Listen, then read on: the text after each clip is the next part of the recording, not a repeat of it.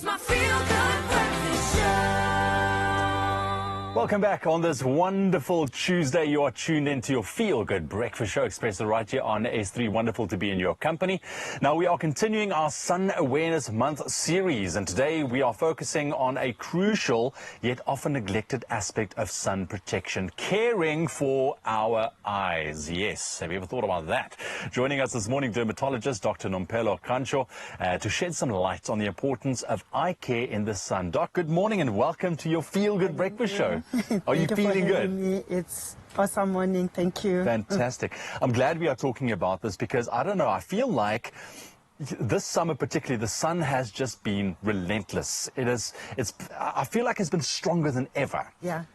Because, I mean, just based on, you know, the holiday that we've taken in December, and now as well, my boykies and caring for their skin and the face. I mean, it's very, very difficult, but the eyes specifically. So let's talk about that, the risks of UV exposure to the eyes. What are we looking at? Yeah, but definitely it has been hot. I mean, Cape Town at this time of the year is never really this hot, but this year it has been like out of control. So, yes. So basically, we know that we have to protect our skin, to protect against the UV rays, right? So when it comes to the sun, the same principle applies. So how do you protect your sun? Remember, the sun damages every part of your eye. It's not just around your eye, it's also inside your eye. Wow. So it is very important that one protects. But how does one protect it? By wearing just glasses. Yeah, because, I mean, you can't sunscreen your eyes. We keep hammering on the fact that sunscreen, it's important. Yes, it is important, but the eyes, is it as simple as wearing a good quality pair of sunglasses? So it's not just going to the shop. If you look, when you go and buy sunglasses, they usually have a sticker in them that shows UV protection. So it is advisable that one goes and look for those ones and buy. So it doesn't have to be a very expensive pair of glasses. Even a cheaper one, just going to the shop, you can buy those ones. It's not just for the adults, also for the kids. But it's not just sunglasses. You have to make sure that your sunglasses fit around your eyes to protect your eye. And also to wear a large brim hat. That is very important because that hat is going to give you the shade to protect your eyes as well. Exactly. And I think a lot of people also don't take into account when you are chilling on the beach and you're having a good old time with your friends and family, there's a lot of glare coming up from the sand as well, which damages and reflects the UV as well. And remember, it's not just when the sun is shining, also when the sun is under the clouds, it's important that you protect yourself because those UV rays are still penetrating. Yeah, I think that's one thing, because we do tend to think that cloudy, I'll be fine, but UV rays still penetrate through the clouds, that's for sure. Look, it is difficult to at all times protect your eyes, especially like we've been mentioning off air, you know, when my boys are on the ocean and swimming, you know, and I suppose, you know, just limit the time that you are in the water as well to just make sure that you manage and protect your eyes properly. But I want to ask you specific eye conditions that's attributed to sun exposure or, you know, a prolonged sun exposure time. What are we looking at? What can happen? Yeah, before we get into that, remember when we get the weather, we're also told the UV index. So that is important for one to know which hours are the best for one to be outside. So looking at the dangers of the UV to the eye, I said it affects each and every part of your eye. Yeah. So around the eye, you know, you're going to be getting your cancers, but the cancers is not from the skin. You also get your eye cancers as well. Things like squamous cell carcinoma, you get your melanomas in your eye, and also you get growths on your eye, things that are called pterygium that can affect your vision, and you can also get a cataract and macular degeneration. So all of those things lead to you having an early, you lose your eyesight basically at an early age. Yeah, and once it goes there, I mean, there's not really much, I suppose, that you can do, right? Yep. You know, it's an eye-opener, to put it that way, you know, in terms of the importance of looking after your eye and your eye health. Just your final tips for people to look after their eyes. I mean, on a day-to-day basis, whether you are now going to the beach or simply going to work, what advice would you offer to our viewers? Even when you are in your car, you are not 100% protected. So even if you wear glasses like me, just make sure that your glasses they get that protection in them. And always, always, always wear your glasses, UV protected glasses, and put on a hat as well. I think that is very important for one to remember. Fantastic. Doctor, thank you very much. I know that you are not going anywhere. We're going to sort you out with a nice cup of coffee just now, but we will continue our chat around effective sun protection with Dr. Nampela in just a bit. It's my feel-good breakfast show. Welcome back. It is your Feel Good Breakfast Show, and we are soaking up the sun. It is easy to also forget about staying hydrated. Well, we have Dr. Gancho. She is back, and she is ready to discuss the importance of staying hydrated under the sun and looking after your skin. She is a dermatologist, and that's why we want to pick her brain. Now, Doctor, I wanted to know from you, when it comes to sun exposure and dehydration, what impact can having prolonged experience in the sun have not only on your hydration levels, but your skin? Remember, skin is the largest organ, right? Yes. So when you are out in the sun, one of the roles of the skin is that it helps you to control your body temperature. So when you're out in the sun, the temperature rises, your body temperature also rises. So you have to get rid of the excess temperature, so you sweat. So when you sweat, you are losing water from your body, and also you are losing some of the important salts through your sweat. And then one can become dehydrated, because when you are sitting, soaking in the sun, you don't take in any water. So that's how one becomes dehydrated. And remember, the more sun damage you get, it also increases your risk of getting skin cancer as well. Okay, so there is a big effect, and it goes full circle at the end of the day. Now, Doctor, who is most at risk? Especially, which age groups do we need to really protect when it comes to dehydration and being in the sun? So it's usually the little ones, because they cannot tell you when they are thirsty, and also the elderly, because elderly are also so vulnerable to being dehydrated because they don't take a lot of water. So those are the two important ends that we have to look at. The problem with dehydration is you only realize afterwards, I am dehydrated. Now, I think from a dermatologist's point of view, on Saturday, I went to, you get some sun exposure, and the Sunday morning I was feeling extremely flat. Is that signs of someone that experienced dehydration and did not fully recover and get electrolytes back into their system? What are some of those symptoms for someone that's maybe not aware of, hang on, this is dehydration? Yeah, so your body needs water. So one of the things that one will experience is headache, fatigue, and some people, when it's very bad, they can also be delirious. So those are the most important things that one has to look at, but it doesn't have to be all confused and all. It needs to be treated before that.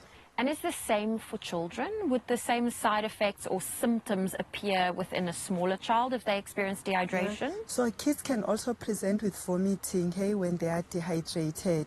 So it differs from age to age. And remember, when that child is having that headache, they're not going to be able to tell you. So they're just going to be feeling sleepy. So you have to watch out for those things. Okay. I'm just thinking of all the mamas now. We are in the heart of the summer season. January's coming to an end. February is always one of the hottest months. Now, Doctor, you are a dermatologist. You're passionate about people looking after their skin and their own well-being.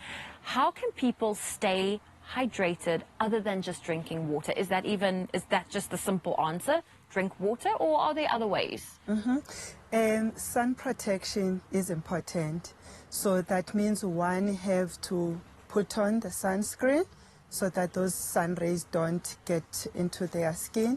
You have to rehydrate, of course. Your nutrition is also important, and stay away from the sun. So stay under the shade.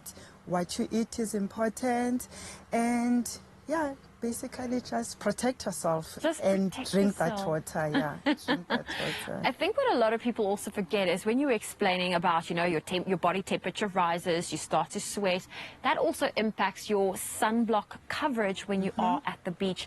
How often would you say, is there a formula for how often we should be reapplying sunblock? So It starts with an SPF, right? What SPF you have to put on. And sun protection, we say you have to reapply your sunscreen every 2 hours when you are outside.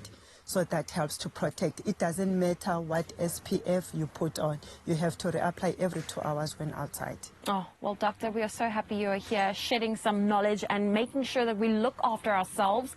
This has been a very important month and a very fitting one to look after ourselves, especially during Sun Awareness Month. Well, Dr. Gunshaw is not going anywhere. She is still by as we have more questions to unpack with the Good Doc. So stay tuned to your Feel Good Breakfast Show. It's my feel good breakfast show.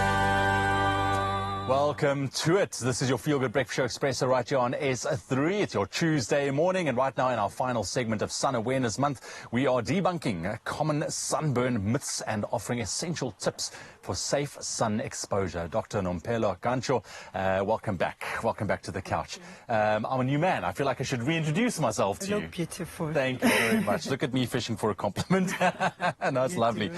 The advice that you've shared this morning, absolutely worth gold. We cannot take sun exposure lightly. We need to make very, very sure that we are protected. So I think there's a lot of misunderstanding, a lot of myths regarding sunburn and sun exposure. What are some of those myths that you've come across? I think the most important one I'm going to start with is I'm black. I don't get sunburn. Oh, yes. That is wrong. Yes, as a black person, you naturally have an SPF of 13, but it's not enough to protect you from the sun.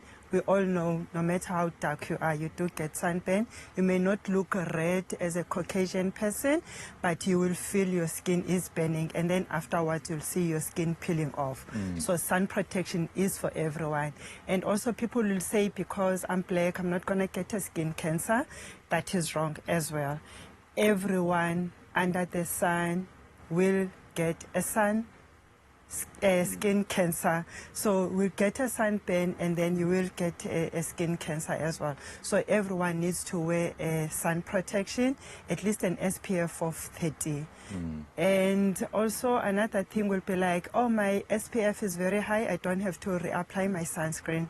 There's no such. So I did say that it's important that every 2 hours you do reapply your sunscreen. So remember what that SPF means. It's just a sun protection factor. So it just protects how much sun rays get through your skin, no matter how expensive your sunscreen is or how high your SPF is, it does disappear on your skin. Because UV rays are UV rays, and I'm glad you mentioned that, because I mean, I've done a lot of work with organizations such as Can Survive, and there's this kind of overreaching thought that says, you know, I've got a darker skin or I've got black skin, I'm fine.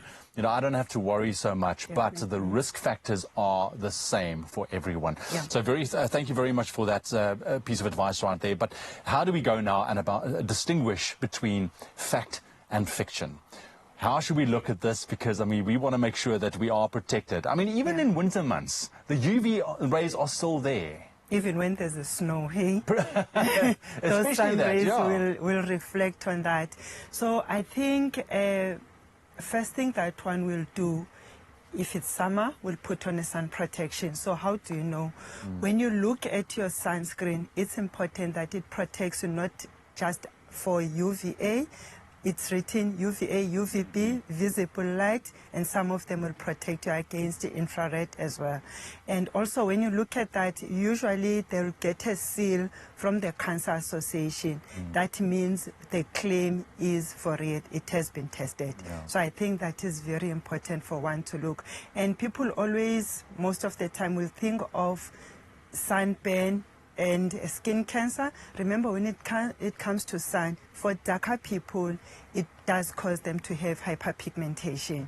So that is important. So it's not all about the wrinkles and all. That pigmentation as well is important. Also want to ask you mentioned apply every at least 2 hours if you're out in full sun or so. And I mean, this is also, when you look at these sun protection that says this is waterproof. You know, now you go swim and you think I'm fine. Even then, reapply at least every 2 hours or more. All right. Doctor, thank you very much for all the advice. Just final takeaway tips with regarding to look after ourselves, because we've covered the eyes, we've covered hydration, and of course the skin as well. What's your takeaway point for today? I think it's important, sun protection. You'll use a sunscreen, stay under the shade. For kids especially, they must wear protective clothes that are, UV protection. And also that hat and those sunglasses, that's very important. Yeah, I've read somewhere that you should get a hat that's got a green kind of lining on the top, which helps break the UV. Is that true? That's, yeah, definitely. Look at me go. Yeah. Dr. Yes. Mabela, thank you very, very much. Lovely to have you on the show. Thanks. You're welcome back anytime. So there we have it, Mzansi, some valuable advice worth its gold this morning on the Feel Good Breakfast Show. Please take after and look after your skin.